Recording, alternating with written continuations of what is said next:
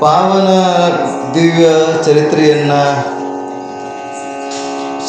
ಆಧಾರವಾಗಿಟ್ಟುಕೊಂಡು ನಾವೆಲ್ಲರ ಅಧ್ಯಾತ್ಮದ ಚಿಂತನೆಯನ್ನು ಮಾಡ್ತಾ ಬರ್ತಾ ಇದ್ದೇವೆ. ಅಲ್ಲಮಪ್ರಭು ಶರಣರಲ್ಲಿಯೇ ಅಗ್ರಗಣ್ಯನಾಗಿ ಶೂನ್ಯಪೀಠದ ಒಡೆಯನಾಗಿದ್ದು ಎಲ್ಲರಿಗೂ ಗೊತ್ತು. ಶರಣರು ಸಾಮಾನ್ಯವಾಗಿ ಪವಾಡಗಳನ್ನು ಲೀಲೆಗಳನ್ನು ಮಾಡಿಲ್ಲ. ದಾಸರು ಕೂಡ ಲೀಲೆಗಳನ್ನು ಮಾಡಿಲ್ಲ, ಸಂತರು ಕೂಡ ಲೀಲೆಗಳನ್ನು ಮಾಡಿಲ್ಲ. ದೈವ ಭಕ್ತರು ಎಲ್ಲರೂ. ಆದರೆ ಪವಾಡ ಪುರುಷರು ಅಂತಂದರೆ ಸಿದ್ಧಿ ಪುರುಷರು. ಲಚ್ಚಾಣದ ಸಿದ್ಧಲಿಂಗ ಮಹಾರಾಜರು, ಎಲ್ಲ ಲಿಂಗ ಪ್ರಭುಗಳು, ನಾಗಲಿಂಗ, ಸಿದ್ಧಾರೂಢರು, ಕೆಲವರು ಏನು ಮಾಡಿದ್ದಾರೆ, ಮಹಾತ್ಮರು ಪವಾಡಗಳ ಆಗಿದ್ದಾರೆ. ಕೆಲವು ಮಹಾತ್ಮರು ಏನು ಮಾಡಿದ್ದಾರೆ, ಹೀಗೆ ಸುಮ್ಮನೆ ಸಂಚಾರ ಮಾಡ್ಕೊಂಡು ಹೋಗಿ ಅನುಭವವನ್ನು ಹಂಚಿಕೊಂಡಿದ್ದಾರೆ. ಅವರೆಲ್ಲ ಶರೀಫರು ಏನು ಪವಾಡ ಮಾಡಿದ್ದಾರೆ, ತತ್ವಜ್ಞಾನವನ್ನು ಹೇಳಿಕೊಂಡು ಹೋದರು. ಕಡಿಕೋಳ ಮಡಿಯೊಳಪ್ಪ ಏನು ಹೇಳಿದ್ದಾರೆ, ಅವರು ಕೂಡ ಹೀಗೆ ತತ್ವಜ್ಞಾನಗಳನ್ನು ಪದಗಳನ್ನು ಹೇಳ್ಕೊಂಡು ಹೋದರು. ಹಾಗಿಲ್ಲಿ ಶರಣರಲ್ಲಿಯೇ ಅಗ್ರಗಣ್ಯನಾಗಿರುವಂಥ ವಚನ ಸಾಹಿತ್ಯದಲ್ಲಿ ಅಲ್ಲಮಪ್ರಭುವಿನ ಹೆಸರು ಶೂನ್ಯಪೀಠದ ಒಡೆಯನಾಗಿ ಎಲ್ಲರ ಜೊತೆಗೂಡಿ ಅನುಭವವನ್ನು ಸತ್ಸಂಗ ಮಾಡಿದರು. ಈಗ ನಾವು ಎಲ್ಲರೂ ಏನು ಮಾಡ್ತೀವಿ, ಸತ್ಸಂಗ ಅಂತೀವಿ. ಆಗ ಅವರು ಮಾಡುವಂಥ ಸತ್ಸಂಗವನ್ನು ಅನುಭವ ಹಂಚಿಕೊಳ್ತಿದ್ರು. ಅನುಭವವನ್ನು ಹಂಚಿಕೊಳ್ಳುವಂಥ ಸ್ಥಳಕ್ಕೆ ಮಂಟಪ ಅಂತ ಹೆಸರು ಬಿತ್ತು. ಅದಕ್ಕೆ ಅನುಭವ ಮಂಟಪ ಆಗಿತ್ತು. ಅಂಥ ಅನುಭವ ಮಂಟಪವನ್ನು ರಚನೆ ಮಾಡಿದರು.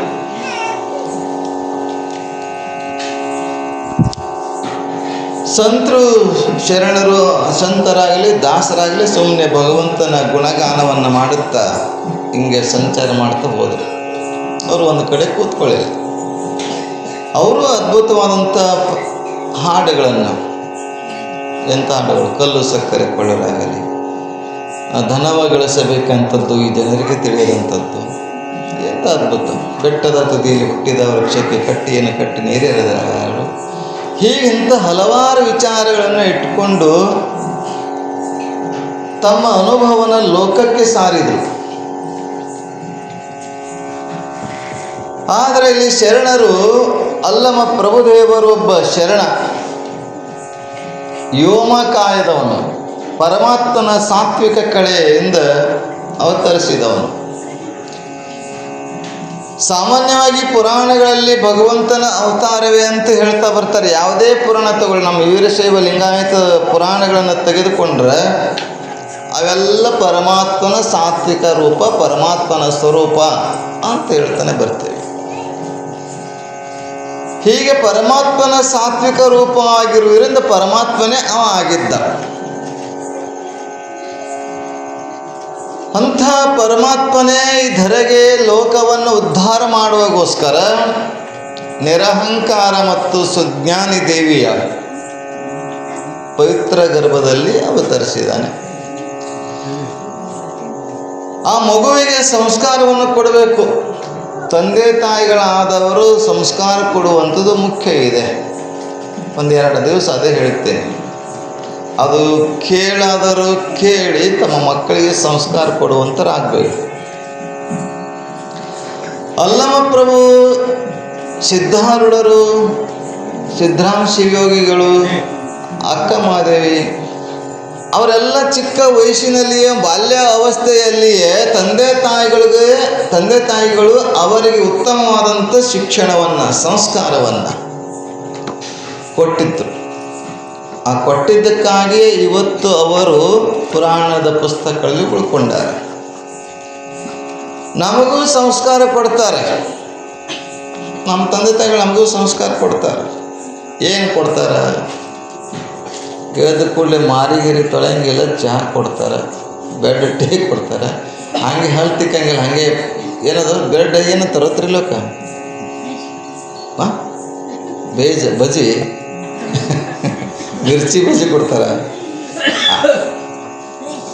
ಬ್ರಷ್ ಕೊಡ್ತಾರೆ, ಅದೆಲ್ಲ ಕೊಡ್ತಾರೆ. ಟೋಸ್ಟ್, ರಸಗುಲ್ಲ ತಿಂದೆ ಅಲ್ಲ ತಮ್ಮ ನಿಂದು. ಹೀಗ ಸಣ್ಣವರಿದ್ದಾಗ ನಾವು ತೊಳೆಯಂಗಿಲ್ಲ, ಏನಿಲ್ಲ, ಹಾಗೆ ಎದ್ದು ಕೂಡಲೇ ತಿನ್ನಿಸುವಂಥ ಸಂಸ್ಕಾರ.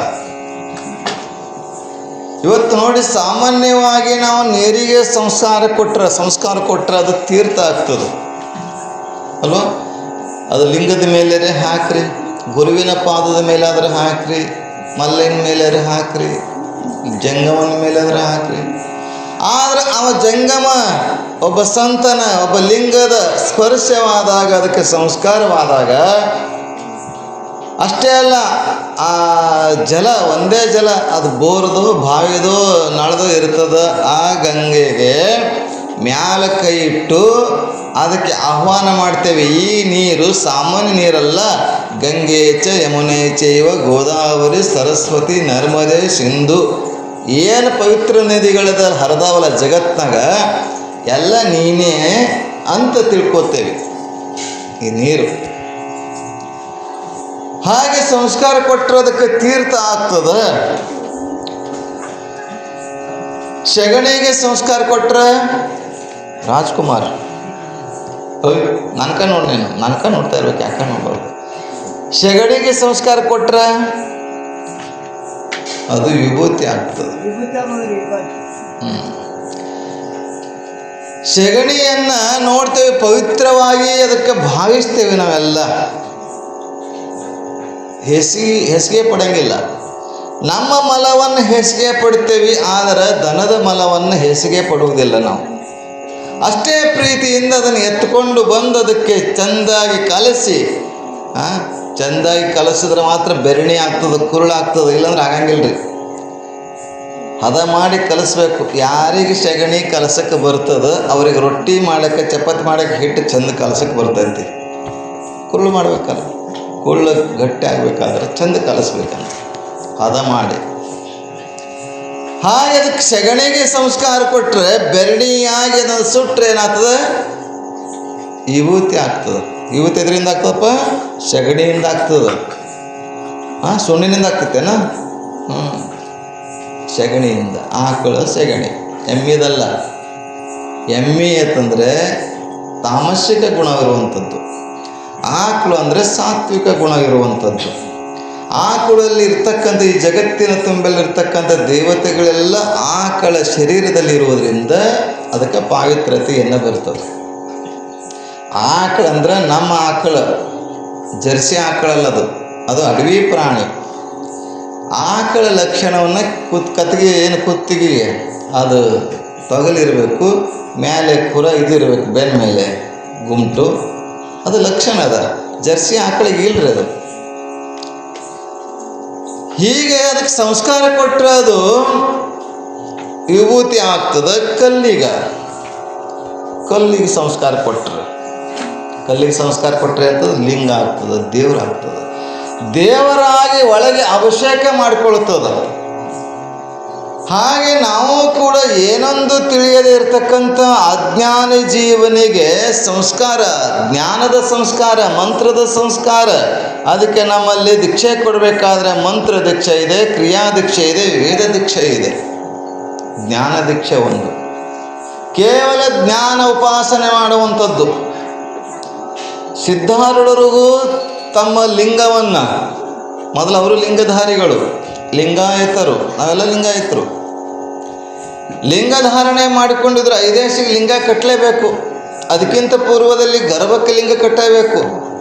ಆದರೆ ಸಿದ್ಧಾರೂಢರು ಕೂಡ ಲಿಂಗ ಕಟ್ಕೊಂಡಿದ್ರು. ಲಿಂಗವನ್ನು ಗುರುವಿನ ಚರಣಕ್ಕೆ ಅರ್ಪಿಸಿದರು, ಗುರು ಕಾಣಿಕೆಯ ರೂಪದಿಂದ. ಆದರೆ ಯಾಕೆ ಅರ್ಪಿಸಿರು ಅಂದ್ರೆ, ಅವರು ಅರ್ಪಿಸಿದ್ದಾರೆ ಅಂತಂದರೆ ನಾವು ಅರ್ಪಿಸೋಕ್ಕಾಗುವುದಿಲ್ಲ. ಅವರು ಆ ಹಂತವನ್ನು ತಲುಪಿದ್ದರು, ಅವರು ಮೇಲಕ್ಕೆ ಹೋಗಿದ್ರು. ನಾವಿನ್ನು ಪ್ರಾಥಮಿಕ ಹಂತದಲ್ಲಿ ಇದ್ದೇವೆ ಇಲ್ಲ ಗೊತ್ತಿಲ್ಲ, ಆದರೆ ಅವರೆಲ್ಲವನ್ನ ಮೀರಿ ನಿಂತಿದ್ದರು. ಅದಕ್ಕೆ ಅವರು ಗುರುವಿಗೆ ಅರ್ಪಿಸಿದ್ರು, ತಾನೇ ಲಿಂಗವಾದರು, ತಾನೇ ದೇವರಾದರು. ಎಲ್ಲ ಲಿಂಗ ಪ್ರಭುಗಳು ಕೂಡ ಲಚ್ಚಾಣಕ್ಕೆ ಬಂದಾಗ ಎಲ್ಲ ಲಿಂಗ ಪ್ರಭುಗಳು ಹಾಲಮತ, ಲಚ್ಚಾಣದವರು ವಿಶ್ವಕರ್ಮ, ಬಂತನಾಳದವರು ಜಂಗಮರು. ಹೆಂಗಿದೆ ನೋಡಿ ಗುರು ಶಿಷ್ಯ ಪರಂಪರೆ. ಅಲ್ಲಿ ಗುರು ಶಿಷ್ಯರ ಅಷ್ಟೇ ಸಂಬಂಧವಿದೆ, ಜಾತಿ ಸೂತಕವಿಲ್ಲ. ಒಬ್ಬ ಜಂಗಮನಿಗೆ, ಒಬ್ಬ ಸಂತನಿಗೆ, ಒಬ್ಬ ಮಹಾತ್ಮನಿಗೆ, ಕಾವಿಧಾರಿಗೆ ಯಾವ ಸೂತಕಗಳು ಇರುವುದಿಲ್ಲ. ಎಲ್ಲ ಲಿಂಗ ತನ್ನ ಹೆಂಡತಿಯನ್ನು ಮನೆಯನ್ನು ಬಿಟ್ಟು, ಹೆಂಡತಿ ತೀರ್ಕೊಂಡಿದ್ದಾಳೆ, ಚಿತೆಗೆ ಬೆಂಕಿಗೆ ಸುಟ್ಟಿದ್ದಾರೆ, ಹೊಟ್ಟೆ ಒಡೆದು ಗರ್ಭವತಿ ಹೆಣ್ಮಗಳು ಹೊಟ್ಟೆ ಒಡೆದು ಕೂಸು ತನ್ನ ಪಾದ ಹತ್ತಿರ ಬಿತ್ತಂತೆ. ಬಿದ್ದಾಗ ಹೋದ್ಸಲ ಅದೇ ಕೇಳಿರಿ ಅನ್ನಿಸ್ತದೆ. ಅದನ್ನು ನೋಡಿದಂಥ ಎಲ್ಲ ಲಿಂಗ ಹೇಸಿಗೆ ಸಂಸಾರ ಇದು, ಮಾಯಾ ಪ್ರಪಂಚ ಇದು, ಒಂದು ಮೋಹಿಸಿ ಕುಳಿತೇನು ನಾ ಬಂದು ಅಂತ ಹಾಡಿದ್ರು. ಮಾಯಾ ಪ್ರಪಂಚ ಇಂಥ ಅಸ್ಥಿರಿರ್ತಕ್ಕಂಥ ಮೋಹದಿಂದ ಮಾಯದಿಂದ ಕೂಡಿರ್ತಕ್ಕಂಥ ಪ್ರಪಂಚದಲ್ಲೇ ಬ್ಯಾಡಿದ ಹೇಸಿಗೆ ಪ್ರಪಂಚ ಇದೆ, ಮಾಯಾ ಪ್ರಪಂಚ ಇದೆ, ಅಜ್ಞಾನ ಪ್ರಪಂಚ ಇದೆ ಅಂತ ಆ ಮೋಸಮಯ ಆಗಿರ್ತಕ್ಕಂಥ ಮಗುವನ್ನು ನೋಡಿ ಬೇಡ ಅಂತೇಳಿ ಅದೇ ಸುಟ್ಟಿರುವಂಥ ಹೆಣ ಸುಟ್ಟಿರುವಂಥ ಭಸ್ಮವನ್ನು ಹಚ್ಕೊಂಡು ರೈಟ್ ನಡೆದವ. ಎಲ್ಲಿಗೆ ಬಂದ? ಲಚ್ಚಾಣಕ್ಕೆ ಬಂದ. ಗುರು ಸಂಸ್ಕಾರ ಕೊಡಬೇಕಲ್ಲ, ಸಂಸ್ಕಾರ ಕೊಡ್ಲಿಕ್ಕೆ ಏನು ಮಾಡ್ದ? ಗಾರಿ ತೋಡ್ತಾನೆ. ಗಾರಿ ತೋಡ್ದ. ಆದರೆ ಇದ್ರೆ ನಿನಗೆ ಆಶೀರ್ವಾದ, ಇಲ್ಲದೆ ಇದ್ರೆ ಅಲ್ಲೇ ಮಣ್ಣು ಮುಚ್ಚಿ ಸಂಸ್ಕಾರ ಮಾಡ್ತೀನಿ ಅಂತ ಸಿದ್ಧಾರ್ಥ ಮಹಾರಾಜ. ಎಂಥ ಗಟ್ಟಿ ಆಗಿನ ಜನರೆಲ್ಲ. ಆಗಿನ ಜನರು ಹಾಗೆ, ಆಗಿನ ಸಂತರು ಹಾಗೆ. ಆಗಿನ ಸಂತರಿಗೆ ಸಿಗಂಗಿಲ್ಲ ಹೇಳ್ರಿ. ಸುಮ್ಮನೆ ನಾವೆಲ್ಲ ಏನು ಮಾಡೇವಿ? ಉದರ ನಿಮಿತ್ತಂ ಬಹುಕೃತ ವೇಷಮ ಆಗಿಬಿಟ್ಟೈತಿ. ನಮ್ಮ ಮಠ ನಡಿಬೇಕಲ್ಲ, ಏನೋ ಪುರಾಣನೋ ಒಂದೇನೋ ಪೂಜೆನೋ ಅಭಿಷೇಕನೋ ಮಾಡ್ಕೊಂಡು ಹೋಗ್ಬೇಕಾಗಿತ್ತು ಪರಿಸ್ಥಿತಿ. ಅದು ನಿಜವಾದ ಸನ್ಯಾಸಿಗೆ ಯಾವುದೂ ಬೇಕಾಗಿಲ್ಲ, ಪುರಾಣ ಬೇಕಾಗಿಲ್ಲ, ಮಠ ಬೇಕಾಗಿಲ್ಲ, ಸುಮ್ಮನೆ ಆನಂದವಾಗಿರ್ತಾರೆ. ಆ 3 ದಿವಸ ಇಟ್ಟು ತೆಗೆದಾಗ ಇಡೀ ಎಲ್ಲ ಲಿಂಗ ಮೊದಲು ಹೆಂಗೆ ಕೂತಿದ್ದಲ್ಲ ಅದಕ್ಕಿಂತಲೂ ತೇಜ ರೂಪದಿಂದ ತೇಜೋಮಯವಾಗಿ ಇಡೀ ಶರೀರ ತುಂಬೆಲ್ಲ ಎಲ್ಲಪ್ಪ ಅಂತ ಹೆಸರಿತ್ತು. ಇಡೀ ಶರೀರ ತುಂಬೆಲ್ಲ ಲಿಂಗವಾಗಿ ಕಾಣ್ತೈತೆ, ಲಿಂಗ ರೂಪವಾಗಿ ಕಾಣ್ತಾ ಇದ್ದಂತೆ. ಅದಕ್ಕೆ ನೀನು ಎಲ್ಲಪ್ಪಲ್ಲ ಎಲ್ಲ ಲಿಂಗ ಅಂತ ಹೆಸರು ಕೊಟ್ಟರು. ಆಗ ಲಚ್ಚಾಣದ ಸಿದ್ಧಲಿಂಗ ಪ್ರಭುಗಳು ಲಿಂಗ ಆಗ್ತದೆ. ಶರೀರ ಲಿಂಗವನ್ನಾಗಿ ಮಾಡ್ಕೊಳ್ಬೇಕಾಗಿತ್ತಂದ್ರೆ ಅಂಗ ಗುಣಗಳೆಲ್ಲ ಕಳೆದು ಲಿಂಗ ಗುಣಗಳಾಗಿ ಮಾಡ್ಕೊಳ್ಬೇಕಾಗಿತ್ತಂದ್ರೆ ಇದಕ್ಕೆ ಸಂಸ್ಕಾರ ಮುಖ್ಯ ಇದೆ. ಹಾಗೆ ಇವತ್ತು ಅಲ್ಲಮ ಪ್ರಭುಗಳು ಜನಿಸಿದಾರತ್ತಂದರೆ ತಂದೆ ನಿರಹಂಕಾರ ಮತ್ತು ಸುಜ್ಞಾನಿ ಅವರು ಇದೆಲ್ಲವನ್ನ ಅರಿತು ಮಗುವಿಗೆ ಒಳ್ಳೆಯ ಸಂಸ್ಕಾರವನ್ನು ಕೊಡ್ತಾ ಹೋಗ್ತಾರೆ. ಸಂಸ್ಕಾರ ಕೊಡಬೇಕು ಮುಖ್ಯ. ನಾವು ಮಾಡ್ತೇವೆ ಮನೆಗೆ ಬಂದಾಗ ಅದೆಷ್ಟೇ ಕೊಡಲಿ ಕಾಣಿಕೆ ನೀವು ಕೊಡೋಂಗಿಲ್ಲ, ದೊಡ್ಡವ್ರು ಕೊಡೋಂಗಿಲ್ಲ, ಮಕ್ಕಳ ಕೈಯಾಗ ಕೊಡ್ತೇವೆ. ಅಪ್ಪವ್ರಿಗೆ ಕೊಡು, ಅಜ್ಜವ್ರಿಗೆ ಕೊಡು, ಅಜ್ಜವ್ರಿಗೆ ಕೊಟ್ಟು ನಮಸ್ಕಾರ ಮಾಡು ಅಂದರೆ ಏನು ಮಾಡ್ದಂಗೆ ಅಂತಂದರೆ ಕೊಡುವಂಥದ್ದೊಂದು ಸಂಸ್ಕಾರ ಕಲಿಸ್ತೇವೆ, ಬಾಗುವುದೊಂದು ಸಂಸ್ಕಾರ ಕಲಿಸ್ತೇವೆ ಅಲ್ವಾ? ಬಾಗುವುದು ಸಂಸ್ಕಾರವೇ. ಬಸವಣ್ಣ ಇಟ್ಟು ದೊಡ್ಡವಾದ ತಂದ್ರೆ ಅವನೆಂತಾನೆ ಆ ಭಗವಂತನಲ್ಲಿ ಮುಗಿದ ಕೈ ಬಾಗಿದ ತಲೆಯಾಗಿರಿಸು ಕೂಡಲ ಸಂಗಮ ದೇವ. ಅಷ್ಟು ದೊಡ್ಡವಾದ ಆದ್ರೆ ಅವನು ಭಗವಂತನಲ್ಲಿ ಕೇಳ್ತಾನೆ, ನನ್ನ ಕೈ ಯಾವಾಗಲೂ ಮುಗಿದೇ ಇರಬೇಕಂತ. ನಿಮ್ಮಲ್ಲಿ ಎತ್ತುಗಳದಾವ, ಎತ್ತು ಯಾವಾಗಲೂ ಬಸವ ಯಾವಾಗಲೂ ಬಾಗಿದೇ ಇರ್ತದೆ ತಲೆಯದು. ನೀವು ಹೊಡೀರಿ, ನೇಗಿಲರೇ ಹೊಡೀರಿ, ಗಾಡಿಯರೇ ಕಟ್ಟ್ರಿ, ಆದ್ರೆ ಬಾಗಿದಿರ್ತದೆ. ಅದು ಏನಾದ್ರೆ ತಿಕ್ಕಾಡಕ್ಕೆ ಶುರು ಮಾಡ್ತಂದ್ರೆ ಹೆಗಲ ನೀವು ಅಲ್ಲಿ ಇರಂಗೇ ಇಲ್ಲ, ಹೆದರ್ಕೊಂಡು ಓಡಿ ಹೋಗ್ತೀರಿ. ಹಾಗೆ ತಂದೆ ತಾಯಿಗಳು ಒಳ್ಳೆಯ ಸಂಸ್ಕಾರವನ್ನು ಕೊಡುವಂಥದ್ದು ಅಲ್ಲಮ ಪ್ರಭುವಿನ ಜೀವನದಲ್ಲಿ ನೋಡ್ತಾ ಬರ್ತೇವೆ. ಒಬ್ಬ ತಾಯಿ ಹಿಂಗೆ ಹೇಳ್ತೀನಿ,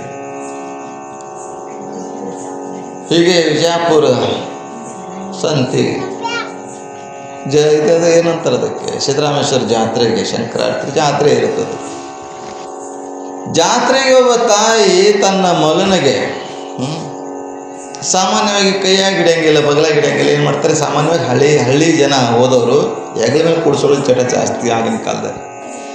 ಹೆಗಲ ಮೇಲೆ ಕೂಡಿಸ್ಕೊಂಡಿದ್ದಾಳೆ, ಜಾತ್ರೆಗೆಲ್ಲ ತಿರುಗಾಡಿದ್ದಾಳೆ, ತೋರಿಸಿದ್ದಾಳೆ ಮಗನಿಗೆ. ಆ ಕೂಸು ಇನ್ನೂ ಒಂದು 2-3 ವರ್ಷದ ಕೂಸದು.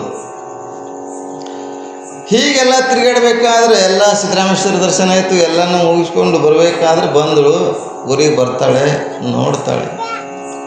ನೋಡಿದಾಗ ಅದರ ಕೈಯಲ್ಲಿ ಒಂದು ಬಾಳೆಹಣ್ಣಿತ್ತು. ಏನಿತ್ತು? ಬಾಳೆಹಣ್ಣು. ತಾಯಿ ಹೆಗಲ ಮೇಲೆ ಕೂಡಿಸ್ಕೊಂಡಿದ್ದಾಳೆ. ಅಲ್ಲೆಲ್ಲ ಬಜಾರದಲ್ಲಿ ಆ ಜಾತ್ರೆಯಲ್ಲಿ ಓಡಾಡಿದ್ದಾಳೆ. ಓಡಾಡುವ ಸಂದರ್ಭದಲ್ಲಿ ಒಬ್ಬ ಹೆಣ್ಮಗಳು ಬುಟ್ಟಿಯಲ್ಲಿ ಬಾಳೆಹಣ್ಣು ಇಟ್ಕೊಂಡು ಮಾರ್ತಾ ಓಡಾಡ್ತಿರ್ತಾಳೆ. ಈ ಹುಡುಗ ಅವ್ರ ತಾಯಿ ಹೆಗಲ ಮೇಲೆ ಕೂತಿದ್ದು ಆ ಬಾಳೆಹಣ್ಣಿನ ಬುಟ್ಟಿ ಒಳಗೆ ಒಂದು ಬಾಳೆಹಣ್ಣು ತೊಗೊಂಡಿರ್ತದೆ. ತಾಯಿ ಗೊತ್ತಿಲ್ಲದು. ಇಲ್ಲಿ ಮನೆಗೆ ಬಂದ ಮೇಲೆ ಹೆಗಲು ಇಳಿದು ನೋಡ್ತಾಳೆ. ಆಗ ತಾಯಿ ಮುದ್ದು ಮಾಡ್ತಾಳೆ, ಅಪ್ಪ ಎಷ್ಟ ಚಂದ ಕೆಲಸ ಮಾಡಿದ್ದಾಳೆ, ಎಂಥ ಒಳ್ಳೆ ಕೆಲಸ ಮಾಡಿದ ಮಗ ಅಂಥೇಳಿ ಅದಕ್ಕೆ ಮುದ್ದು ಮಾಡಿ ಅದಕ್ಕೆ ಮುತ್ತು ಕೊಟ್ಟು, ಇನ್ನೊಂದು 1 ಎಗ್ ತೊಗೊಂಡಿದ್ದು, ಇನ್ನೊಂದು 2 ತೊಗೊಂಡಿದ್ರೆ ನಿನ್ನ ತಮ್ಮಗ ನಿನ್ನ ಅಣ್ಣಗ ಆಗ್ತಿತ್ತು. ಆಗಲಿ ಅವ ನಾಳೆ ಹಿಡಿದು ತೋತೀನಿ ಅಂತ ಅನ್ನೋದು ಹುಡುಗ. ಹೀಗೆ ಅವನು ತಾಯಿಯ ಒಂದು ಬಾಳೆಹಣ್ಣಿನ ತಗೊಂಡಿದ್ದಕ್ಕಾಗಿ ಆಕಿ ಮುದ್ದು ಮಾಡಿದ್ದಕ್ಕಾಗಿ ಮುಂದೆ ಅವನು ಸ್ಕೂಲಿಗೆ ಹೋಗ್ತಾ ಹುಡುಗರು ಪೆನ್ಸಿಲು, ಪೆನ್ನು, ಕಂಪಾಸ್ ಪೆಟ್ಟಿಗೆ, ಬುಕ್ಕು, ನೋಟ್ಬುಕ್ಕು ಎಲ್ಲ ತೆಗೆಯಕ್ಕೆ ಶುರು ಮಾಡಿದ. ಹೀಗೆ ಸಣ್ಣ ಸಣ್ಣ ಕಳ್ಳತನವನ್ನು ಮಾಡ್ತಾ ಮಾಡ್ತಾ ಮಾಡ್ತಾ ದೊಡ್ಡ ಕಳ್ಳ ಆಗ್ತಾನೆ. ಕಳ್ಳಾಗಿ ಕೊಲೆಗಡಕ ಆಗ್ತಾನೆ. ಇದೆಲ್ಲ ಆದಮೇಲೆ ಪೊಲೀಸರ ಕೈಯಾಗಿ ಸಿಕ್ಕಾಕೊಳ್ತಾನೆ. ಸಿಕ್ಕಾಕೊಂಡ ಮೇಲೆ ಅವನಿಗೆ ಗಲ್ಲು ಶಿಕ್ಷೆ ಕೊಡುವಂಥದ್ದಾಗ್ತದೆ. ಗಲ್ಲು ಶಿಕ್ಷೆ ಕೊಡುವ ಸಂದರ್ಭದಲ್ಲಿ ಕೇಳ್ತಾರೆ, ನಿನ್ನ ಕೊನೆಯ ಆಸೆ ಏನು, ಅಂತಿಮ ಆಸೆ ಏನು ಕೇಳ್ತಾರೆ ಸಾಮಾನ್ಯವಾಗಿ. ಆಗ ಅವನು ಹೇಳ್ತಾನೆ, ನನ್ನ ತಾಯಿನ ನೋಡಬೇಕು ಅಂತ. ನನ್ನ ತಾಯಿನ ನೋಡಬೇಕಂತ ತಾಯಿನ ಕರೆಸ್ತಾರೆ. ಅವರು ಶಿಕ್ಷೆ ಕೊಡುವಂಥವ್ರು ಕರೆಸ್ತಾರೆ. ನೋಡು ನನ್ನ ತಾಯಿ ಬಂದಿದ್ದಾಳೆ.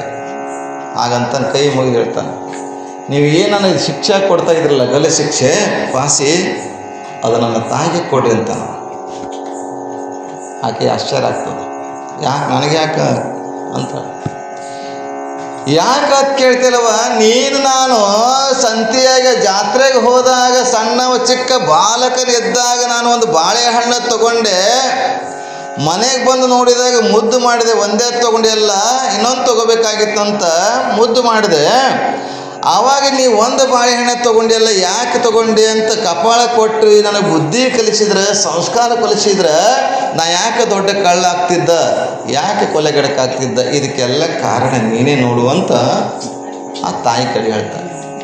ಇವತ್ತು ವಿಚಾರ ಮಾಡಿ, ತಂದೆ ತಾಯಿಗಳು ಗಂಡು ಮಕ್ಕಳಕ್ಕಿಂತ ಹೆಣ್ಮಕ್ಳ ಕೆಲಸ ಜಾಸ್ತಿ ಅದು. ಮನ್ಯಾಗ ಜಾಸ್ತಿ ಮಕ್ಕಳು ಜಾಸ್ತಿ ಇರೋದು ತಾಯಿ ಜೊತೆಗೆ. ಮನೆಯ ಮೊದಲು ಪಾಠಶಾಲೆ, ಜನನಿ ತಾನೇ ಮೊದಲ ಗುರು. ಜನನಿಯಿಂದ ಕಲಿತ ಜನರೇ ಧನ್ಯರು. ಹೀಗೆ ಸಂಸ್ಕಾರವನ್ನು ಕೊಟ್ಟಾಗ ಮಾತ್ರ ಏನಾದರೂ ಸಾಧ್ಯ ಅದ. ಈಗ ಗಡಿಗ್ಯಾಗ ನೀರು ಕುಡಿತಾರೆ ಬ್ಯಾಸ್ಗ್ಯಾಗ, ಏನು ಫ್ರಿಜ್ನಾಗ ಇಟ್ಟು ಕುಡಿತೀರಿ ನೀವೆಲ್ಲ? ಗಡಿಗೆ ಒಳಗೆ ಇಟ್ಟು ಕುಡಿತೀರಿ. ಆ ಗಡಿಗೆ ಒಳಗೆ ನೀರು ಉಳಿಬೇಕಾದ್ರೆ ಅದು ಎಷ್ಟು ಸಂಸ್ಕಾರ ಕೊಟ್ಟಿರ್ತದೆ. ಸಂಸ್ಕಾರ ಕೊಟ್ಟಿರ್ತಾರೆ. ಒಬ್ಬ ಕುಂಬಾರ ಅದಕ್ಕೆ ಎಷ್ಟು ಸಂಸ್ಕಾರ ಕೊಟ್ಟಿರ್ತಾನೆ.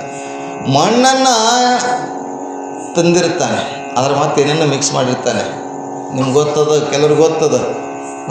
ಅದು ಕುದುರೆ ಲದ್ದಿನೂ ಮಿಕ್ಸ್ ಮಾಡಿರ್ತಾರೆ ಅಂತಂದ್ರೆ ಏನೇನೆಲ್ಲ ಮಿಕ್ಸ್ ಮಾಡಿ ತುಳಿದು ಹದ ಮಾಡಿ ಅದಕ್ಕೆ ಚಕ್ರದ ಮೇಲೆ ಅದಕ್ಕೆ ತಿರುಗಿಸಿ ಗೋಲಾಕಾರ ಮಾಡಿ ಬೆಂಕಿಯಲ್ಲಿ ಇಟ್ಟು ಚೆಂದಾಗಿ ಸುಡಬೇಕು. ಮತ್ತದು ಸರಿಯಾಗಿ ಸುಡಬೇಕು. ಯಾಕಂದ್ರೆ ಸುಟ್ಟಿದ್ದು ಇಲ್ಲತ್ತ ನೀವು ಬಡ್ದು ನೋಡ್ತೀರಲ್ಲ, ಮನೆ ತರಬೇಕಾದ್ರೆ ಬಡ್ದು ನೋಡಿ ಮನೆ ತರ್ತೀರಿ, ಆವಾಜ್ ನೋಡಿ.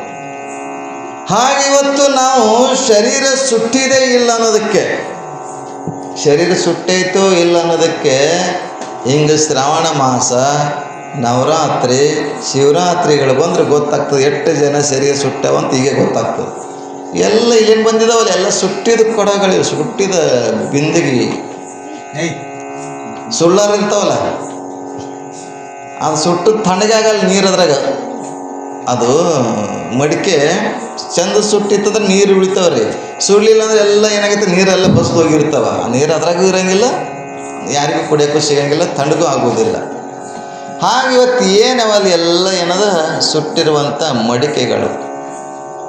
ಸುಡುವಂಥ ಸಂದರ್ಭ ಸತ್ಸಂಗದಿಂದಾಗಲಿ ಸಂಸ್ಕಾರದಿಂದಾಗಲಿ ಸಿಗ್ತದೆ. ಹೀಗೆ ಅಲ್ಲಿ ಇವತ್ತಿನ ಕಾಲದಲ್ಲಿ ತಂದೆ ತಾಯಿಗಳು, ನಿಮಗೆಲ್ಲ ಗೊತ್ತಲ್ಲ ಮಕ್ಕಳು, ಒಂದು ಎರಡು ಬಾಳೆ ಎಲೆ ಎರಡು ಹೇಳೋಣ, ಹೆಂಗೆ ಹೇಳ್ತೀವಿ? ಬರ್ತತೆ? 2 3 ಅನ್ನ ಹಾಕ, 3 4 ಬೇಳೆ ಸಾರು, 3 4 ಆದಮೇಲೆ 5 6 ಪಲ್ಯಕ್ಕೆ ದಂಟಲ್ಲ.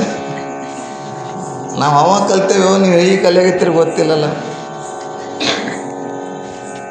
ಅವೆಲ್ಲ ಆದರೆ ಆಧ್ಯಾತ್ಮಿಕ ಶಾಸ್ತ್ರದಲ್ಲಿ ಒಂದು ಹೇಳಲೆ ಮಗನೇ ಮಾನವರೆಲ್ಲರೂ ಒಂದು ಅಂತ ಹೇಳ್ತಾರೆ. ತಾಯಿ ಕಲಿಸುವಂಥದ್ದು. ಒಂದು ಹೇಳಲೆ ಮಗನೇ ಮಾನವರೆಲ್ಲರೂ ಒಂದು.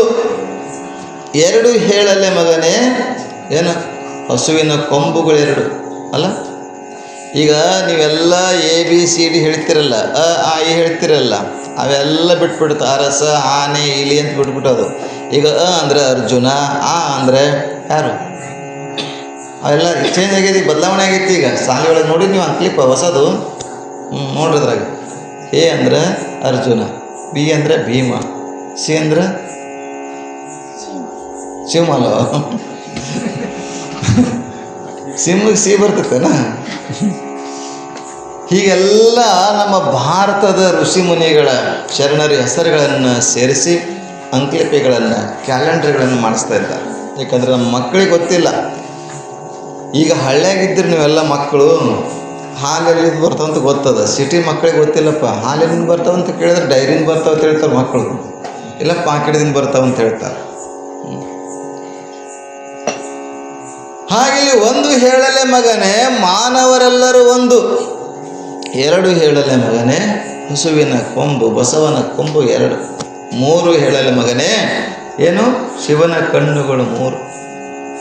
4 ಹೇಳಲೆ ಮಗನೇ ವೇದಗಳು 4. ಹೀಗೆಲ್ಲ ಕಲಿಸ್ತಾರೇನು? ಯಾರು ಕಲಿಸಂಗಿಲ್ಲ ಇದೆಲ್ಲ.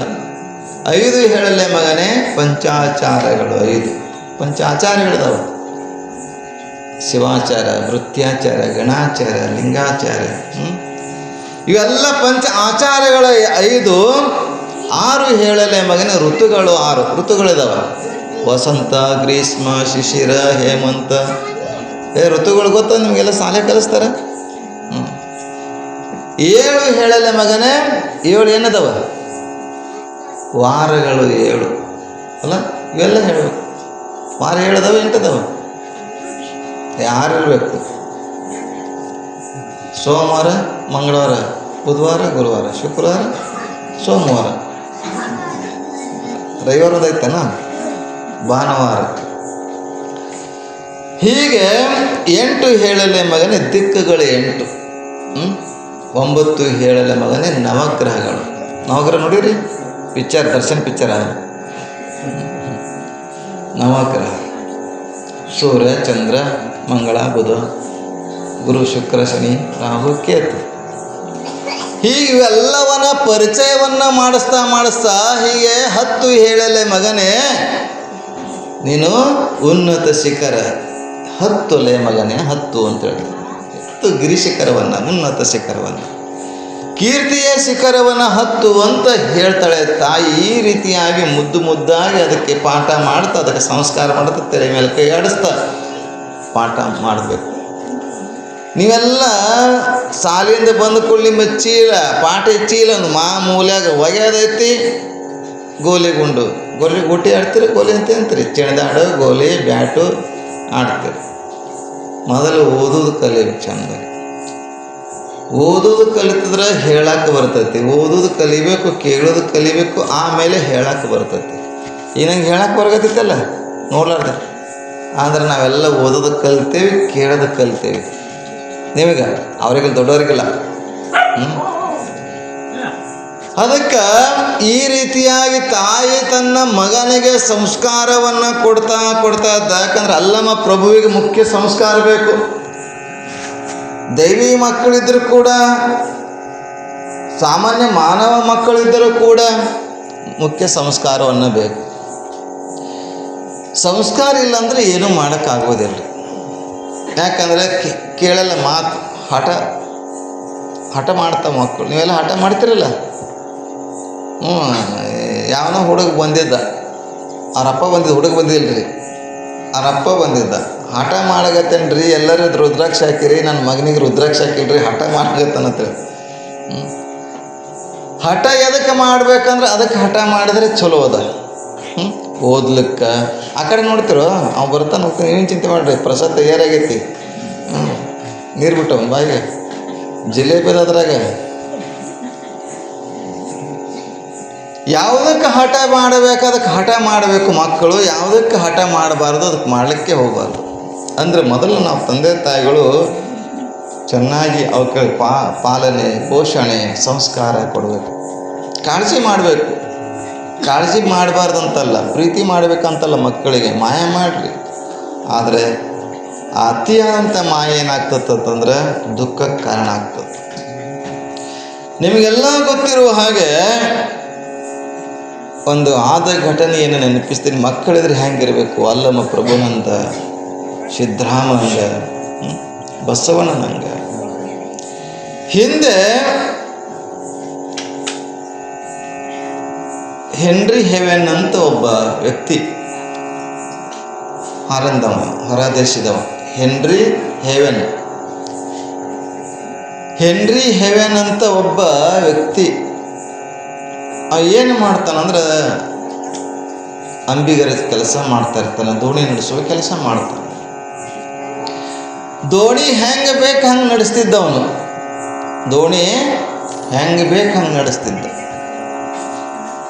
ಎಂಥ ಬಿರುಗಾಳಿ ಬರಲಿ, ಎಂಥ ನೀರಿನ ಸುಳಿ ಇರಲಿ, ಆ ಸುಳಿಯಿಂದ ಪಾರ ಮಾಡ್ತಿದ್ದ. ಅದಕ್ಕೆ ಈ ಅಂಬಿಗನಕ್ಕಿಂತ ಆ ಅಂಬಿಗ ನಾವು ನಂಬಬೇಕು. ಅದಕ್ಕೆ ಅಂಬಿಗ ನಾನಿನ್ನ ನಂಬಿದೆ, ಜಗದಂಬ ರಮಣ ನಾನಿನ್ನ ನಂಬಿದೆ, ತುಂಬಿದ ಹರಿಗೋಲ ಅಂಬಿಗ, ಇದರ ಎಂಬು ನೋಡಿ ನಡೆಸುವ ಅಂಬಿಗ. ಮತ್ತು 9 ಛಿದ್ರ ಅಂತ ಹೇಳಿದರು. ಎಂತೆಂಥ ಆ ತತ್ವವನ್ನು ಅಡುಗೆ ಅದರಲ್ಲಿ. ಶರೀರ ಎನ್ನುವಂಥದ್ದೇ ಹರಿಗೋಲ ಮಾಡಿದರು, ಬುಟ್ಟಿ ಮಾಡಿದ್ರು. ಇದಕ್ಕೆ 9 ಛಿದ್ರ, 9 ತೂತುಗಳದಾವ. ಯಾವ ತೂತಿನಿಂದ ನೀರು ಒಳಗೆ ಹೋಗ್ತದ ಗೊತ್ತಿಲ್ಲ. ನೀರು ಒಳಗೆ ಹೋಯ್ತು ಅಂದ್ರೆ ದೋಣಿ ಮುಳುಗ್ತದ. ಸಂಸಾರ ಸಾಗರದಲ್ಲಿ ಅಂಬಿಗ ಅಂದ್ರೆ ಪರಮಾತ್ಮ ಅಂತ ಒಂದು ಕಡೆ ಹೇಳಿದರೆ, ಅಂಬಿಗ ಅಂದರೆ ಒಂದು ಕಡೆ ಗುರು ಅಂತಲೂ ಕೂಡ ಹೇಳಬಹುದು. ಅಂಥ ಅಂಬಿಗನ ನಾವು ನಂಬಿ ನಡೆದಿದ್ದೆ ಆದರೆ, ಅಂಬಿಗರ ಚೌಡ ಹೇಳ್ತಾನೆ, ಅಂಬಿಗ ಎಂದು ಕುಂದು ನುಡಿಯದಿರು, ನಂಬಿದರೆ ಒಂದೇ ಹುಟ್ಟಿನಲ್ಲಿ ಕಡೆಯ ದಾಟಿಸುವಿನೆಂದು ಅಂಬಿಗರ ಚೌಡಯ್ಯ ಅಂತ ಹೇಳ್ತಾನೆ. ಅಂಬಿಗರ ಚೌಡಯ್ಯನವರು ಒಂದೇ ನಂಬಬೇಕಂತ, ಮೊದಲು ನಂಬಿಕೆ ಇರಬೇಕಂತ. ನಂಬಿಕೆ ಇದ್ದರೂ ಕೂಡ ಸಾಂಬನು ಕೂಡ ಒಲಿತಾನನ್ನುವಂಥದ್ದು ಕೂಡ ತತ್ವಪದದಲ್ಲಿ ಹೇಳ್ತಾ ಬರ್ತಾರೆ. ಹೆನ್ರಿ ಹೆವೆನ್ ದೋಣಿ ನಡೆಸುವುದರಲ್ಲಿ ಪ್ರಾವೀಣ್ಯತೆ ಪಡೆದಿದ್ದ. 1924 ಮಕ್ಕಳು ನಿಮಗೆ ಕತೆ, ಅವರಿಗಲ್ಲ ಕತೆ, ನಿಮ್ಗೆ ಹೇಳ್ತಾ ಇರೋದು ನಾನು, ನೀವು ಕೇಳಬೇಕು ಮತ್ತು ನಾಳೆ ಸಾಲಾಗಿ ಹೇಳಬೇಕು. 1924ರಲ್ಲಿ ಹ್ಯಾಂಗೆ ಮೊನ್ನೆ ಒಲಿಂಪಿಕ್ಸ್ ಆಟಗಳು ಆದವು ನೋಡಿರಿ ಎಲ್ಲರೂ. ಅವು 10 ವರ್ಷಕ್ಕೆ, 15 ವರ್ಷಕ್ಕೆ, 20 ವರ್ಷಕ್ಕೆ, 5 ವರ್ಷಕ್ಕೆ ಹೀಗೆ ಒಂದೊಂದು ಆಟಗಳನ್ನು ಆಡ್ತಾ ಇರ್ತಾರೆ. ಒಲಿಂಪಿಕ್ ಆಟವನ್ನು ಇರ್ತದೆ. ಆ ಒಲಿಂಪಿಕ್ಸ್ ಆಟನಲ್ಲಿ ದೇಶದ ಯಾವುದೇ ಮೂಲೆ ಇರಲಿ, ಯಾವುದೇ ಹಳ್ಳಿ ಇರಲಿ, ಅವ್ರು ಯಾವುದೇ ಆಟ ಆಡ್ತಿದ್ರು ಕೂಡ ಆ ಹೆಸರನ್ನು, ಆಟವನ್ನು ನೋಂದಾಯಿಸಬೇಕು. ಹಿಂಗೆ ಗೊತ್ತಾಗ್ತದಲ್ಲ. ಯಾವುದೇ ಆಟ ಆಡಿದ್ರು, ಕಬಡ್ಡಿ, ಖೋ ಖೋ, ದೋಣಿ ನಡೆಸೋದು, ಇಸ್ಪೇಟ್ ಆಡೋದು, ಅದನ್ನು ಅದ್ರಾಗ ಜಾಸ್ತಿ ತಿನ್ನೋದು, ಉಗುರು ಬಿಡೋದು, ಕೂದಲು ಕಾಯೋದು, ಇವೆಲ್ಲ ಗಿನ್ನಿಸ್ ದಾಖಲೆ ಮಾಡಿದವರೆಲ್ಲ. ಹೀಗೆಲ್ಲ ಗಿನ್ನಿಸ್ ದಾಖಲೆಯನ್ನು ಮಾಡುವಂಥ ಆಟಗಳನ್ನು ಸ್ಪರ್ಧೆಗಳನ್ನು ಅಲ್ಲಿ ಒಲಿಂಪಿಕ್ಸ್ನಲ್ಲಿ ಕೊಡುವಂಥದ್ದು ಹೆಸರು ಮತ್ತು ಯಾವ ಆಟ ಆಡ್ತೀರನ್ನುವಂಥದ್ದು. ಈತ ಕೊಟ್ಟ, ಹೆನ್ರಿ ಹೆವೆನ್ ಅನ್ನುವಂಥ ವ್ಯಕ್ತಿ ಕೊಟ್ಟ. 1924ರಲ್ಲಿ ಪ್ಯಾರಿಸ್ ದೇಶದಾಗ ನಡೆಯುವಂಥ ಆಟ. ಇದು ಯಾಕೆ ಹೇಳ್ತೀನಿ ಅಂತಂದ್ರೆ, ಸಂಸ್ಕಾರ ಕೊಡುವಂಥದ್ದು ಮುಖ್ಯ ಅಂತ ಈ ವಿಚಾರದಾಗ ಹೇಳ್ತಾ ಇದ್ದೀನಿ ನಾನು. ಅಲ್ಲಮ ಪ್ರಭು ಇಟ್ಟು ಹೆಸರುವಾಸಿ ಆಗಬೇಕಾಗಿತ್ತಂದ್ರೆ ತಾಯಿ ಎಷ್ಟು ಅವನಿಗೆ ಸಂಸ್ಕಾರ ಕೊಟ್ಟಿದ್ದಾಳೆ. ಇವತ್ತು ಛತ್ರಪತಿ ಶಿವಾಜಿ ಮಹಾರಾಜ ಗೊತ್ತದಲ್ಲ, ಶಿವರಾಜ ಮಹಾರಾಜ ಕತೆ ಓದಿರಿ. ತಾಯಿ ಜೀಜಾಬಾಯಿ ತನ್ನ ಮಗನಿಗೆ ಎಷ್ಟು ಸಂಸ್ಕಾರ ಕೊಟ್ಟಿದ್ದಾಳೆ. ವೀರ ಶೂರ ಧೀರರ ಕಥೆಗಳು ಹೇಳ್ತಿದ್ರು. ನಿಮಗೆಲ್ಲ ಏನು ಮಾಡ್ತಾರೆ ತಂದೆ ತಾಯಿಗಳು ಗೊತ್ತನು? ತಮ್ಮ ಆ ಕಡೆ ಹೋಗ್ಬೇಡ ದೆವ್ವದ ಅಂತ ಹೇಳ್ತಾರಲ್ಲ, ಹೆದರಿಸ್ತಾರೆ ನಿಮಗೆ. ಹೋಗಿ ಏನು ಮಾಡಲ್ಲ ಅನ್ಬೇಕು, ಗಿಡ ಏರಬೇಕು, ಕಂಬ ಹತ್ತಬೇಕು, ಮರ ಏರಬೇಕು. ಅವ ಕಂಬ ಏರ್ತೀನಿ ನೀವು, ಮತ್ತು ಕಂಬದ ಮತ್ತು ವೈರಿ ಕೈ ಹಿಡಿದು ಮತ್ತು ಹೆದರಿಸಬಾರದು ಮಕ್ಕಳಿಗೆ, ಅವರಿಗೆ ಪ್ರೋತ್ಸಾಹ ಕೊಡಬೇಕು. ಸಂಗೀತ ಕಲಿತಂದ್ರೆ ಸಂಗೀತ ಕಲಿಯಪ್ಪ, ಪ್ರವಚನ ಮಾಡ್ತೀಯ ಪ್ರವಚನ ಮಾಡು, ಪೂಜೆ ಮಾಡ್ತೀಯ ಪೂಜೆ ಮಾಡು. ಪೂಜೆ ಮಾಡಿ ಸನ್ಯಾಸಿ ಆಗ್ಬೇಕಂತ ಏನು ಬೈದ್ರೆ ಪಾಪ ಏನು ಮಾಡಬೇಕು? ಅವು ಈಗ ಎಲ್ಲ ಮಕ್ಕಳೆಲ್ಲ ನನ್ನ ಬಲೆ ಕೂಡಾಗತ್ತವ್ರಿ ಮಧ್ಯಾಹ್ನದಾಗ. ದೊಡ್ಡವ್ರು ಏನಿಲ್ಲ ಈಗ ಇವೇಗ, ಯಾಕಂದ್ರೆ ಇವತ್ತಿನ ಇಂದಿನ ಮಕ್ಕಳು ನಾಳಿನ ಪ್ರಜೆಗಳಲ್ಲ, ಏನು ನಾಗರಿಕರು ಹೇಳು. ಈಗ ಈ ಮಕ್ಕಳೇ ಚಂದ. ಅದಕ್ಕೆ ಅವನು 1924ರಲ್ಲಿ ದೋಣಿ ನಡೆಸೋರಲ್ಲಿ ಪ್ರಾವೀಣ್ಯತೆಯನ್ನು ಪಡೆದಿದ್ದ, ಹೆಸರನ್ನು ಕೊಟ್ಟ. ಹೆಸರು ಬಂತು ಲಿಸ್ಟಲ್ಲಿ. ಎಲ್ಲರಿಗೂ ಖುಷಿ ಆಯಿತು. ನಮ್ಮ ಊರಾಗ ಇಂಥವನು ಹೆಸರನ್ನು ಒಲಿಂಪಿಕ್ ಪ್ಯಾರಿಸ್ ದೇಶದಾಗ ಹೋಗಿ ಆಟ ಆಡವನಿದ್ದಾನ, ನೋಡಬೇಕು ಅಂತ ಕುತೂಹಲ ಎಲ್ಲರಿಗೂ. ಇಡೀ ಜೀವನವೆಲ್ಲ 30-40 ವರ್ಷ ಅವನು ದೋಣಿ ನಡೆಸೋದ್ರಲ್ಲಿ ಪ್ರಾವೀಣ್ಯತೆ ಪಡೆದಿದ್ದ. ಒಂದರಲ್ಲಿ ಕೆಲವು ಚೆಸ್ ಆಟದಲ್ಲಿ, ಕೆಲವು ಕ್ರಿಕೆಟ್ದಲ್ಲಿ, ಕೆಲವರು ವಾಲಿಬಾಲ್ದಲ್ಲಿ, ಕೆಲವು ಫುಟ್ಬಾಲ್ದಲ್ಲಿ, ಏನೇನೋ ಇರ್ತಾವೆ ಆಟಗಳು. ಹೀಗೆ ಹೆಸರು ಕೊಟ್ಟ ಸಂದರ್ಭದಲ್ಲಿ ನಾಳೆ ನಾಡಿದ್ದು ಅದು ಆಟ ಹೋಗ್ಬೇಕು ಅವನು. ಆಗ ಏನಾಗಿತ್ತಂದ್ರೆ ಹೆಂಡತಿ ಗರ್ಭವತಿ ಇರ್ತಾಳೆ. ಹೆಂಡತಿ ಚೊಚ್ಚಿಲ ಗರ್ಭವತಿ, ಮೊದಲನೆಯ ಗರ್ಭವತಿ ಇರ್ತಾಳೆ. ತಾಳು ಕೈ ಅಂತ ಬಿಟ್ರಪ್ಪ ಮಕ್ಕಳೇ, ದೂರ ಇಡ್ರಿ ತಾಳುಗಳೆಲ್ಲ. ನನ್ನ ಕಡೆ ಕೇಳ್ಬೇಕು ನೀವು. ಶಾಲೆ ಹಿಂಗೆ ಪಾಠ ಕೇಳಿದ್ರಿ, ಹಿಂಗೆ ಪಾಠ ಕೇಳಿದ್ರೆ ನೀವು ಪಾಸ್ ಆಗ್ತೀರಿ, ಓದ್ಲಾರ ಪಾಸ್ ಆಗ್ತೀರಿ ನೀವು. ಇದೇ ಸಂಸ್ಕಾರ. ನಾಳೆ ನಾಡಿದ್ದು ಆಟಕ್ಕೆ ಹೋಗಬೇಕು, ಆದರೆ ಹೆಂಡತಿ ದಿನದಲ್ಲಿದ್ದಾಳೆ, ಗರ್ಭವತಿ ಇದ್ದಾಳೆ, ದಿನದ ತುಂಬಿದ್ದಾರೆ. ಏನು ಮಾಡಬೇಕು ಅಂತ ಗೊಂದಲದಲ್ಲಿ ಸಿಕ್ಕಾಕೊಂಡ. ಏನು ಮಾಡಬೇಕೀಗ ನಿಮಗೆ ಕೇಳ್ತೀನಿ ಹಿರಿಯರಿಗೆ. ಹೋಗಬೇಕು, ಆಟಕ್ಕೆ ಹೋಗಬೇಕು, ಅಥವಾ ಹೆಂಡತಿ ನೋಡ್ಕೊಂಡು ಇರಬೇಕು? ಏನಪ್ಪ ಹೋಗ್ಬೇಕಲ್ಲ, ಗುಡ್. ನೀವು ತಂಗಿ ಇರ್ಬೇಕಾ ಹೋಗ್ಬೇಕು ಇರ್ಬೇಕು. ಮತ್ತು ಒಬ್ರು ಹೋಗ್ಬೇಕಂದ್ರೆ ಒಬ್ರು ಇರೋಕೆ ಅಂತ ಅಂತಾರೆ. ಎರಡೇ ಇರೋದಲ್ಲ, ಆಪ್ಷನಲ್. ಆಗ ಅವನಂತಾನೆ ಆಟ ಇನ್ನೂ 10 ವರ್ಷಕ್ಕೆ ಬರ್ಬೋದು, ಮತ್ತೆ ಬರ್ಬೋದು. ಆದರೆ ಹೆಂಡತಿ ಮಗುವಿಗೆ ಏನಾದರೂ ಆದರೆ ತೊಂದರೆ ಆದರೆ ಹೆಂಗಂತೇಳಿ ನೋಡಿಕೊಳ್ಳಲಿರು ಯಾರಿಲ್ಲ ಅಂಥೇಳಿ ತಾನೇ ಆ ಆಟವನ್ನು ಬಿಟ್ಟು ನೋಡೋಕ್ಕಿರ್ತಾನೆ. ಆದರೆ ಸರಿಯಾದ ದಿನಗಳಿಗೆ ಆಗೋದಿಲ್ಲ. ಒಂದಿಷ್ಟು ದಿನಗಳ ಮುಂದೆ ಹೋಗ್ತವೆ. ಅವ್ರ ಜೊತೆಗಾರರೆಲ್ಲ ಆಟ ಆಡಿ ಗೆದ್ದು ಬಂದಿರ್ತಾರೆ. ಕೊನೆಗೆ ಇವನಿಗೆ ಬಯಕ್ಕೆ ಶುರು ಮಾಡ್ತಾರೆ ಜನರು. ಏನಾಗ್ತಿತ್ತು, ನಾವೆಲ್ಲ ಕೆರೆಯಾಗಿದ್ದೇವಲ್ಲ, ಓಣ್ಯಾಗ ನಾವೆಲ್ಲ ಇದ್ದೇವೆ, ನೋಡ್ತಿದ್ದೇವೆ, ಆಟ ಆಡ ಬಂದಿದ್ರು ಚಂದ ಇರ್ತಿತ್ತು, ನಮ್ಮ ಊರ ಹೆಸರು ಬರ್ತಿತ್ತು ಅಂತ ಹಿಂಗೆಲ್ಲ ಬಯಕ್ಕೆ ಶುರು ಮಾಡಿದರು. 40 ವರ್ಷ ಸಾಧನೆ ಮಾಡಿದ್ದೆಲ್ಲ ವ್ಯರ್ಥವಾಯ್ತಲ್ಲ ಅಂತ ಬೈದರು. ಏನೆಲ್ಲ ಬೈದರು, ಸುಮ್ಮನೆ ಸುಮ್ಮನೆ ಆದ ಇವನು. ಆದರೆ ಅವನು ದಿನ ಕಳೆದಂತೆ ಆ ತಾಯಿಯ ಅಂದರೆ ಹೆಂಡತಿಯ ಜನನ ಆಗ್ತದೆ, ಮಗುವಿನ ಜನನ ಆಗ್ತದೆ, ಒಂದು ಗಂಡು ಮಗುವಿನ ಜನನ ಆಗ್ತದೆ. ಅದಕ್ಕೆ ಫ್ರ್ಯಾಂಕ್ ಹೆವೆನ್ ಏನಂತ ಹೆಸರು? Frank Heaven. ಇವೆಲ್ಲ ಹೊರದೇಶದ ಹೆಸರುಗಳು ತಮ್ಮ. ನಮ್ಮಲ್ಲಿ ಬಸವಣ್ಣ, ಅಂಬೇಡ್ಕರ್, ಬುದ್ಧ, ಬಸವ ಇವೆಲ್ಲ ನಮ್ಮಲ್ಲಿ ಹೆಸರಿದ್ರೆ ಅಲ್ಲಿ ಫ್ರ್ಯಾಂಕ್ ಹೆವೆನ್ ಅಂತ ಹೆಸರು ಇಟ್ರೆ, ಫ್ರ್ಯಾಂಕ್ ಅಂತೇಳಿ. ಆ ಮಗುವಿಗೆ ಬೆಳೆಸ್ತಾ ಹೋಗ್ತಾನೆ. ತನ್ನ ಕಾಯಕವನ್ನು ಅವನಿಗೂ ಕಲಿಸ್ತಾನೆ. ಅವನು ಕೂಡ 1952ರಲ್ಲಿ ಮತ್ತದೇ ಆಟ ಇರ್ತದೆ. ಅವನು ಕೂಡ ಅಪ್ಪನ ಹಾಗೆ ದೋಣಿ ನಡೆಸುವುದರಲ್ಲಿ ದೋಣಿ ನಡೆಸುವುದರಲ್ಲಿ ಒಂದಿಷ್ಟು ತಜ್ಞನಾಗಿದ್ದ. ಆಗ 1952ರಲ್ಲಿ ಹೆಸರನ್ನು ಕೊಡ್ತಾನೆ. ಈ ಚರಿತ್ರೆಯನ್ನು ತೆಗೆದ್ರೆ ನಿಮ್ಗೆ ಸಿಗ್ತೈತಿ ಇದು ಕಥೆಯನ್ನು. 1952ರಲ್ಲಿ ಹೆಸರನ್ನು ಕೊಟ್ಟು ಪ್ರಶಸ್ತಿಯನ್ನು ತಗೊತಾನೆ. ಮೊದಲ ಪ್ರಶಸ್ತಿ ತಗೊತಾನೆ. ಕೊನೆಗೆ ಏನು ಮಾಡ್ತಾನೆ, ಪ್ರಶಸ್ತಿಯನ್ನು ತೆಗೆದುಕೊಂಡು ಬಂದು ಏನು ಮಾಡ್ತಾನೆ, ತಂದೆ ಕೈಗೆ ಕೊಡ್ತಾನೆ. 24 ವಯಸ್ಸಾಗೈತಿ ಮಗುವಿಗೆ.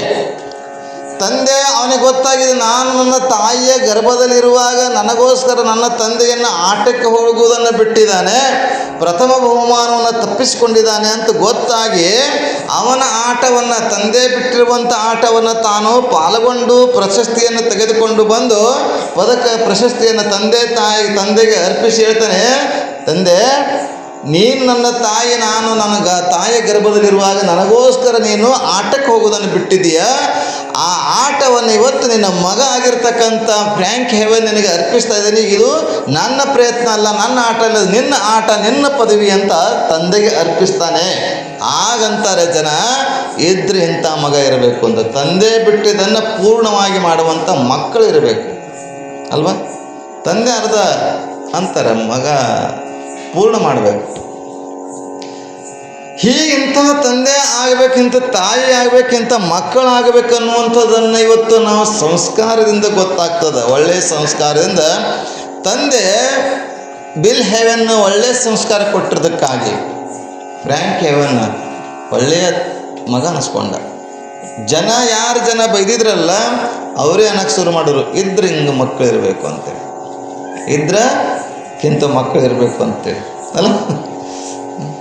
ನಮ್ಮ ಮಕ್ಕಳು ಚಂದಿರ್ತಾವೆ, ಒಂದೊಂದ್ಸಲ ಸಿಗಂಗಿಲ್ಲ ಕೈಗೆ. ಬಾಲ ಒಂದೇ ಕಡಿಮೆ ಇರ್ತಾವೆ ಕಿವು ಅಲ್ಲ, ಗೊತ್ತಾ? ಬಾಲ ಒಂದೇ ಕಡಿಮೆ ಅಂದ್ರೆ ಏನರ್ಥ?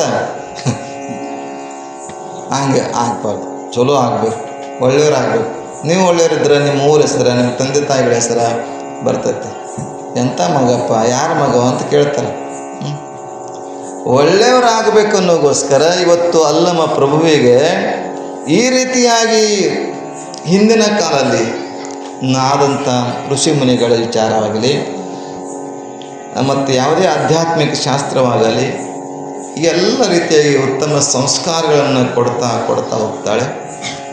ಹುಡುಗ 8 ವರ್ಷ ಆಗ್ತದೆ. 8 ವರ್ಷ ಆದಮೇಲೆ ಇಲ್ಲಿ ಗುರುವಿಗೆ ಹುಡುಕುವಂಥದ್ದು ಆಮೇಲೆ ಹುಡುಕ್ತಾನೆ. ಗುರುವಿನ ಆಶೀರ್ವಾದ ಆಗ್ತದೆ, ಆಮೇಲೆ ಆಗ್ತದೆ, ಅಲ್ಲಿವರೆಗೆ ಆಗಂಗಿಲ್ಲ. ಯಾವಾಗ ಮಾಯೆಯನ್ನು ಗೆದ್ದು ಹೋಗ್ತಾನಲ್ಲ ಆಗ ಗುರುವಿನ ಆಶೀರ್ವಾದ ಆಗ್ತದೆ. ಆದರೆ ತಂದೆ ತಾಯಿಗಳು ಮಕ್ಕಳಿಗೆ ಮಾತ್ರ ಮುಖ್ಯವಾಗಿ ಸಂಸ್ಕಾರ ಕೊಡುವಂಥದ್ದಾಗಬೇಕು. ತಂದೆಗೆ ತಂದೆ ಅನ್ಬೇಕು, ತಾಯಿಗೆ ತಾಯಿ ಅನ್ಬೇಕು, ಮಮ್ಮಿ ಡ್ಯಾಡಿ ಅನ್ಬಾರ್ದಪ್ಪ. ಏನು ಪಪ್ಪ ಪಪ್ಪಿ, ಮಕ್ಕಳೇ ಆ ಕಡೆ ನೋಡ್ತಿರೋ ಅಲ್ಲಿ ಅದನಲ್ಲಿ ಕಣ ಮಮ್ಮಿ ಅಂತೇನ. ಅವಾಗ ಮಮ್ಮಿ ಅನ್ಬಾರ್ದು, ಅಪ್ಪಗ ಪಪ್ಪಿ ಅನ್ಬಾರ್ದು. ಪಪ್ಪಿ ಅಂದರೆ ನಾಯಿ ಮರಿ ಅಂತ, ಪಪ್ಪ ಪಪ್ಪಿ ಅಂತ ಹೇಳ್ತಾರೆ, ಪಪ್ಪಿ ಅಂತ ಅನ್ಬಾರ್ದು. ಅಪ್ಪ ಅಮ್ಮ ಅವ್ವ ಅಪ್ಪ ಕನ್ನಡದ ಪದಗಳನ್ನು ಉಪಯೋಗಿಸ್ಕೊಳ್ರಿ. ಹೀಗೆ ಒಳ್ಳೆಯ ಸಂಸ್ಕಾರವನ್ನು ಕೊಡ್ತಾ ಹೋಗ್ತಾರೆ. ಮಗ ಬೆಳೀತಾ ಹೋಗ್ತಾನೆ. ಎಲ್ಲರಿಗೆ ಪ್ರೀತಿಯ ಮಕ್ಕಳು ನೋಡ್ರಿ, ಎಲ್ಲರಿಗೆ ಪ್ರೀತಿನೇ ಇಲ್ಲ. ಹಾಗೆ ಇರ್ಲಿಕ್ಕದು ಹೆತ್ತವರಿಗೆ ಹೆಗ್ಗಣನ ಮುದ್ದು ಅಂತ ಅಲ್ಲ ಮಾಡ್ತಾರಲ್ವ ನಿಮ್ಮ ಊರಾಗ. ನಿನ್ನ ಮೂಗನ ಸಂಬಳ ಸೋರ್ತೈತಿ ಕರ್ರಾಗಿದ್ದೆ ಅಂತಂದ್ರೆ ಮುದ್ದು ಮಾಡೋದು ಬಿಡ್ತಾರೆ ನಿಮ್ಮವ್ವ ನಿಮ್ಮಪ್ಪ ಮಾಡ್ತಾರಲ್ಲ. ಹಾಗೆ ಒಂದಿಟ್ಟು ನೆಕ್ಕಿರಬೇಕು, ಎಷ್ಟು ರುಚಿ ಮುದ್ದು ಮಾಡ್ತಾರೆ. ಹೆತ್ತವರಿಗೆ ಹೆಗ್ಗಣನ ಮುದ್ದು ಅಂತ. ಆದರೆ ಮುದ್ದು ಬರುವಂಗೆ ನಾವು ಬೆಳೆಸಬೇಕು. ಅದನ್ನು ಸಂಸ್ಕಾರದಿಂದ ಪ್ರೀತಿ ಆಗ್ತದೆ.